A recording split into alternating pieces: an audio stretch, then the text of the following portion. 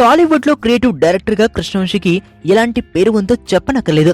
Family, action, దేశభక్తి ఇలా ఏదైనా సరే ప్రేక్షకులకు నచ్చే విధంగా తీసి ఎన్నో నంది అవార్డులు సొంతం చేసుకున్నాడు. ఇప్పటి వరకు 19 చిత్రాలు తీసి తను ఎంతో మంది నటీనటులకు మంచి పేరు తీసుకొచ్చాడు. తాజాగా ఓ ఇంటర్వ్యూలో తనను మూర్ఖుడు అన్న సంఘటనను గుర్తు చేసుకున్నాడు. కృష్ణవంశీ మహేష్ బాబు కెరీర్లోనే ఎప్పటికీ గుర్తుండిపోయే చిత్రం మురారి. అయితే సినిమా చివర్లో వచ్చే అలనాటి రామచంద్రుడు పాట విషయంలో యూనిట్ సభ్యులంతా వంశీని వ్యతిరేకించారట. తెలుగు సినిమా ఫార్ములా ప్రకారం క్లైమాక్స్ ముందు వచ్చే పాట మాస్ సాంగ్ అయి ఉండాలి. అలా కాకుండా ఇలాంటి ఫ్యామిలీ టైప్ సాంగ్ ఏంటని అందరూ అభ్యంతరం వ్యక్తం చేశారట. మహేష్ బాబు కూడా ఈ ఫ్యామిలీ సాంగ్ ఏంటి అని మనసులో ఉండేదట, కానీ బయటకు చెప్పలేకపోయాడట. ఈ సాంగ్ పై కృష్ణ గారి వద్దకు వెళ్ళింది. ఆయన కూడా మాస్ సాంగ్ పెట్టొచ్చు కదా అన్నారు. నేను అందుకు ఒప్పుకోలేదు. ఆ పాటతోనే సినిమా చేయనియండి, లేదా నేను ఈ సినిమా నుంచి తప్పుకుంటాను.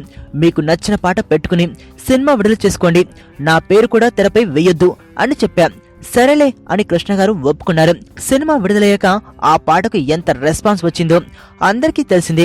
అయితే ఒక్క పాట విషయంలో అంతా పట్టుబట్టినందుకు నన్ను మూర్ఖుడు అన్నారని కృష్ణవంశీ ఓ ఇంటర్వ్యూలో చెప్పుకొచ్చారు. ప్రస్తుతం కృష్ణవంశీ సినీగ్రాఫ్ ఏమాత్రం బాగాలేదు. ఈ మధ్య ఈయన చేసిన సినిమాలన్నీ వరుసపెట్టి బోల్తా కొడుతున్నాయి. ఈ నేపథ్యంలో ప్రస్తుతం చేస్తున్న నక్షత్ర మూవీపై భారీ ఆశలు పెట్టుకున్నారు. మరి ఈ సినిమా అయినా కృష్ణవంశీని ఫ్లాప్ బారి నుండి బయట పడేస్తుందేమో చూడాలి.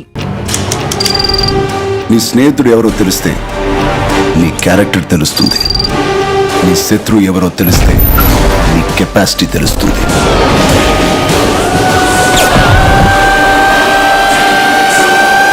నా శత్రుని సెలెక్ట్ చేసుకున్నాను.